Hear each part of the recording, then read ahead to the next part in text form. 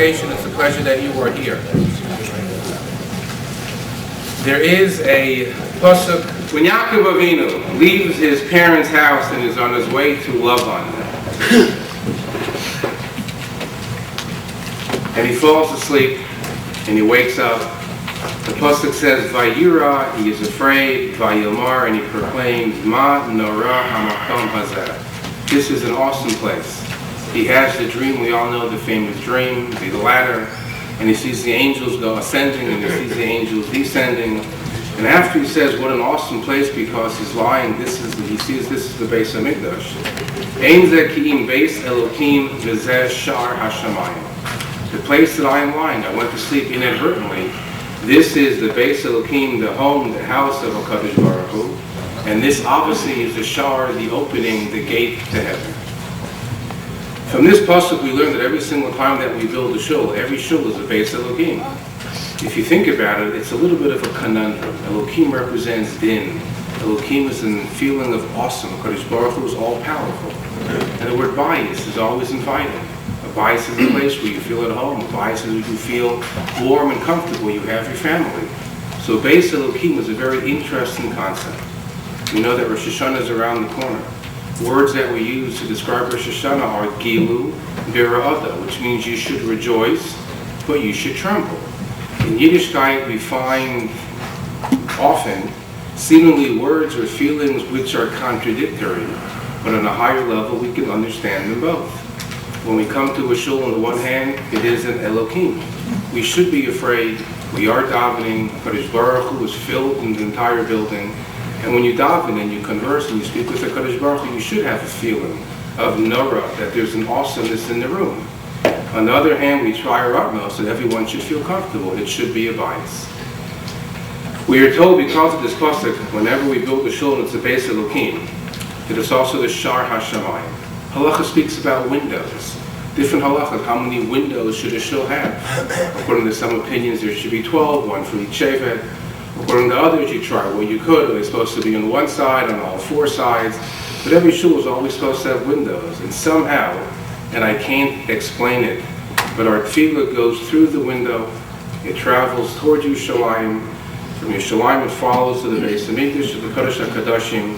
And the Shar HaShamayim is exactly on top of the Aron, which is in the Beis Hamikdash. But the tefillah begins from our mouth, from our hearts, from our soul, and it goes through the windows. I know that not long ago, the board decided that we're going to renovate, fix, beautify our building. And Baruch Hashem, in the last few years, we've done many things. The last project happens to be, which we're going to dedicate tonight, the windows in the first shul. Whenever we do anything with any amount of artistry, so of course the board is on the case. We get in hold of our resident artist, Caryl Herzfeld, who is a master in different areas of art. The only problem with Caryl is that she refuses to do anything twice, which means if she did one type of an artwork, she's not going to do it again. There's always something new, always something different. And it's amazing that every single time she does want to do something new and different, each time she surpasses herself, which is simply remarkable. Used to be simple painting, and then it was etched glass, and now it's stained glass. And if you walk through the shul, every single wall of the shul is a canvas in which Caryl Herzfeld has beautified our Beis Elokim. It is a home, it is warm, it is lovely, it is beautiful. Much to the credit, if not all to the credit, of Caryl Herzfeld. I want to thank the board, those members that were involved. I'm sure Bruce will speak about it, that spent time, effort to make sure that this project comes to fruition. And halavai, all of us. Rosh Hashanah is around the corner. We should all make sure that this is first and foremost Elokim. It is the place where the decorum is important, our davening is important, but after everything is said and done, it's also our bias. If we beautify our homes, we beautify our shul, we are comfortable here, we raise our families here. And I can honestly say that this is truly a Beis Elokim. Thank you. When Caryl, Bruce is going to say a few words. When Carol's coming up, when Caryl is going to describe the windows, each window was dedicated by a family. I'd like to ask the members of the family that dedicated the window, when Caryl describes the window, to please go to the window and remove the canvas so we can see the windows. Thank you. Caryl. Represent Caryl Herzfeld.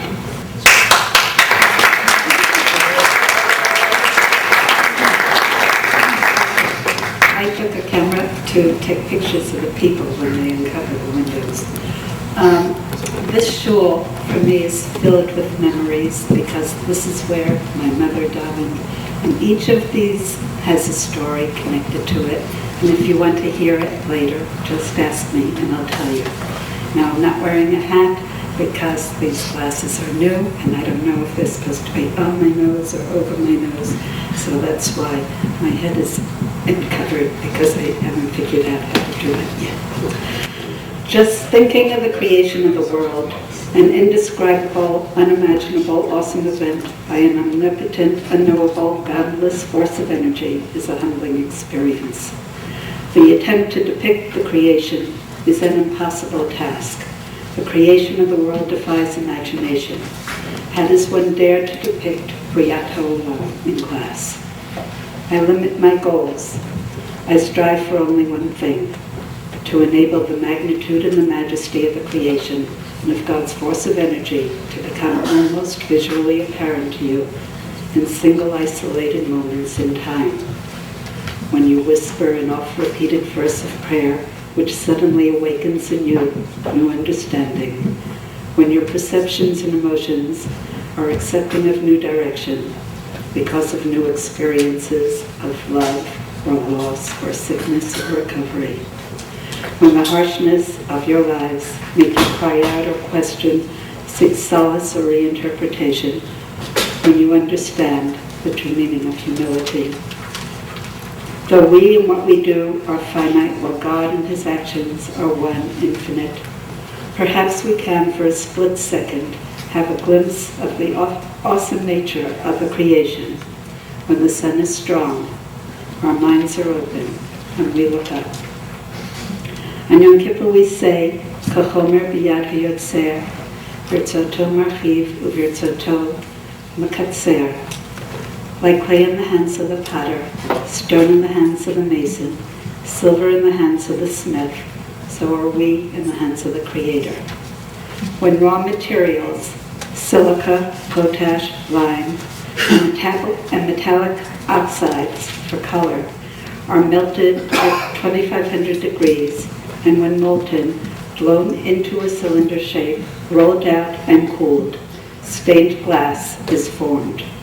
A craftsman selects glass, cuts it according to a chosen pattern, and each cut piece, boarded with grooved lead, is laboriously connected to other pieces. The joint soldered, the work sealed, and a stained glass window in the chosen design is created. It's an exacting process, and the outcome is not always sure.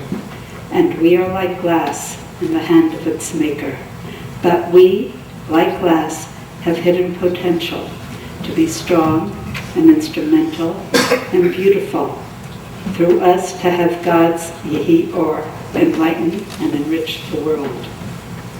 Two concepts went into the design of these windows, and they're in the little booklet. First, the teaching from Sefer Yetzirah and the Zohar, that the Hebrew alphabet was instrumental in the creation. Each letter had its role, that the alphabet was a force to bring God's light, the Torah, to the world.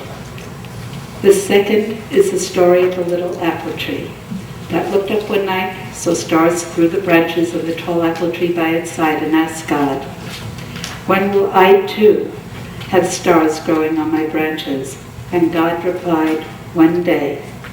At last, when the tree had grown strong and asked again, God answered, "Take an apple from your branches, cut it in half.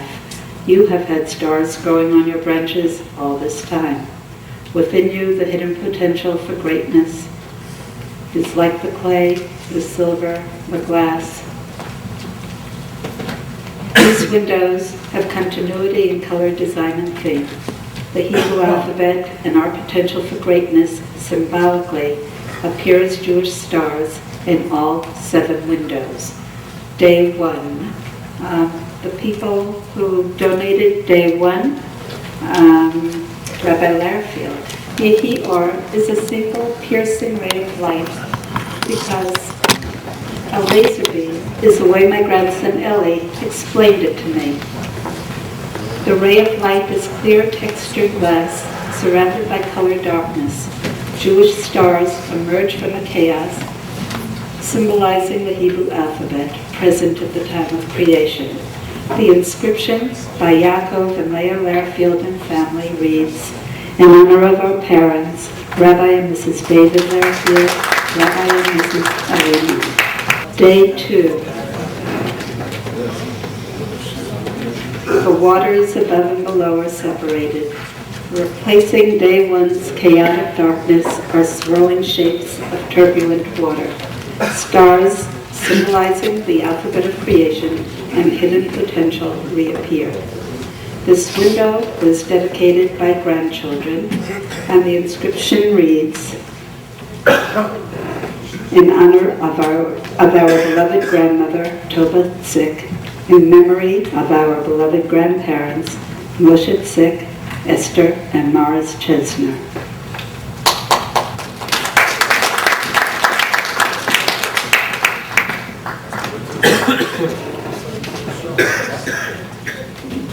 Day 3. The world is flowering, bursting with life and color. The tree, with all its connotations, is the focus of our attention. Its Jewish stars are fruit that bear seeds of hope for the future.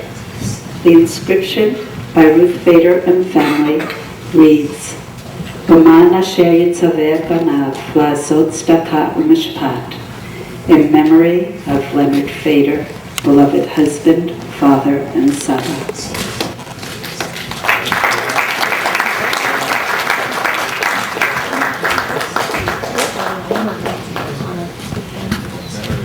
Now, since trying to depict the creation is such an awesome task, I keep asking my grandchildren. So for day 4, my grandson Rami interpreted Ma'orot for me as menorot. Thus, this small section of the universe has one half a menorah with branches like orbits. The Jewish stars, still translucent or semi-opaque colored glass, no longer emerge out of darkness. Symbolically, they light up the surrounding world.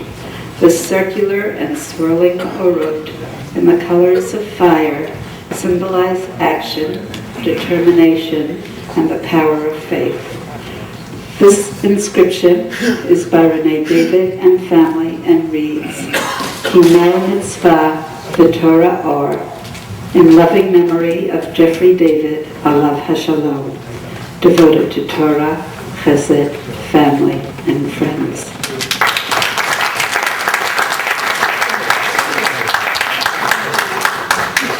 Day 5. The focal point of the web is the central portion of the Jewish star. It draws your eye into the window towards the light. We understand that we have a gift and an obligation, the gift of our world and of our Torah. Both need to be protected and respected. All God's creations have a vital role in the ecological balance portrayed. Birds, symbols of beauty, song, and sometimes peace. Fish, symbols of life. The Leviathan, representing redemption. And the lowly spider, whose web saved the life of David, King David, composer of the Psalms, who united the tribes of Israel and brought prosperity and national glory. The inscription by Barbara and Arnie Goldfarb and Ronnie Sklar reads, Ura'e banehu vanecha, Shalom al Yisrael. And it reads, in memory of our beloved parents, Rose and Aaron Goldfarb, and Shirley and Victor Stern, and in honor of our children and grandchildren. Day 6. The animals... Oh, you missed that. That's your own.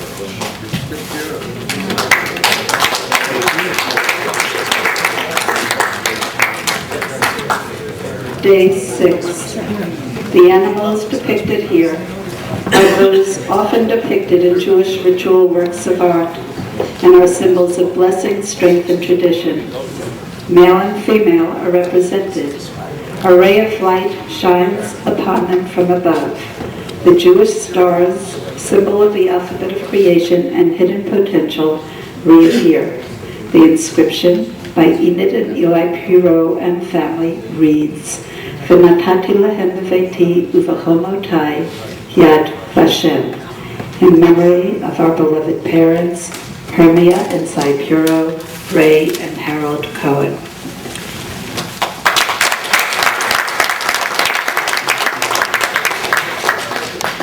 Day 7. The world is peaceful, complete, but ever-changing. Candles represent Shalom Bayit and Torah. The Talit, in its simple beauty of design, which surrounds us with mitzvot, blankets the world. Surmounting everything is the Jewish star. The inscription by Peretz and Goldie Buchsbaum, Annie, SD, Natan, and Allison reads, in loving memory of our dear father and grandfather, Morris Eisenbaum, his life was a triumph of survival that will continue to inspire us forever.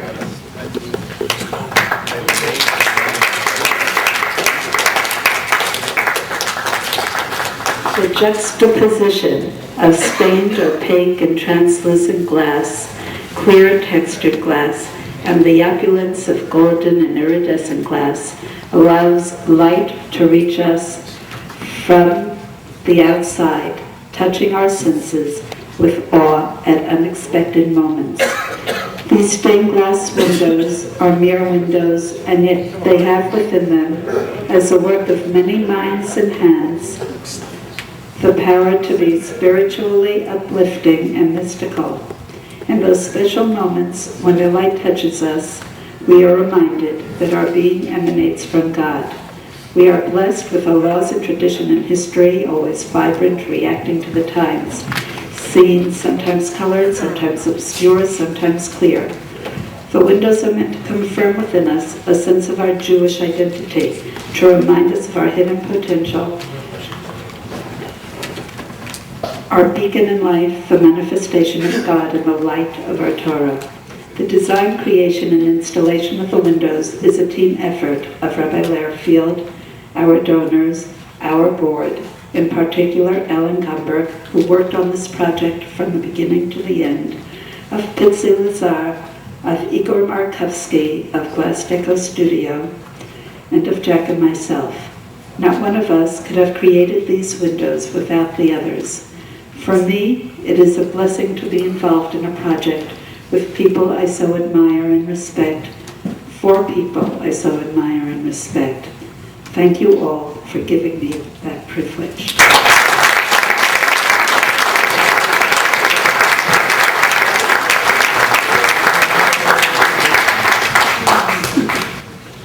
As Rabbi Lehrfeld started off with, we welcome everyone to our window dedication, which in actuality is a rededication of our windows. We would like to remember all those and thank all those who dedicated the windows originally when the building was built in 1970 and 1969. And it was to those people and all the rest of the builders of our shul who laid the foundation for our community that we have here today. And Hashem abstained on the seventh day from all his work which he had done. Alan Gomberg, along with Rabbi Lehrfeld and Caryl Herzfeld, chose the theme that the 7 windows here in the first shul lent themselves to, the 7 days of creation. In her artistic way, Caryl not only designed the windows with this theme in mind, but in a way that only she is able to do, she designed them so that each window will help us all become closer to Hashem. The colored light that shines through each window while we daven should help us all remember the many lights of Hashem and the many lights of the Torah. In addition to the general theme of the creation, each individual window has its own theme for the particular day. Yet as you look at each window, you will see the Magen David in each of them that ties all the windows together. We need to thank Rabbi Lehrfeld, who along with Caryl and Alan Gomberg developed the theme for the windows as a whole and each day individually, and for all his guidance throughout the project. to Mati Schwartz, our immediate past president, who worked tirelessly to get this project off the ground and kept it moving. It was because of his hard work and dedication that we are here tonight at this dedication ceremony. To Alan Gomberg, who chose the theme, he was there at every step along the way, from the beginning until now, to make sure this project kept moving along. He worked with everyone involved in the project, making sure they kept the project moving. To Pitchy Lazar for his expertise and help at every stage of the project. To Igor Markovsky of Glass Deco Design, who took Caryl's artwork and brought them to life in these beautiful stained glass windows. To Caryl, whose artistry and creativity beautifies our shul, as the rabbi mentioned, not only here, but in the hallway, in our main shul, on the walls, and many different places in the windows downstairs. I was here yesterday morning while Igor was installing the windows. While the sun was shining in on the windows, shining through, it really felt as if the windows came to life. They would surely help uplift our tefillot. I encourage everyone to come during the day, over Yontif, over Shabbos, whenever you get a chance, to see the windows in daylight, the light shining, the beautiful colors that radiate in the room. It's magnificent. And of course, to all our donors, without you, this project would never have been possible. I apologize that the brochure there were some mistakes which will be corrected, and new ones will be printed and handed out. We'd also like to thank our resident videographer, Arthur Rubin. He's here at every step of the way also, making sure we have a video record of all the projects and activities and speeches and everything that goes on in our shul. Thank you again. Oy simen toy vu mazel toy yelanu ulecho Yisroel amen. Oy ulecho Yisroel amen. Oy ulecho Yisroel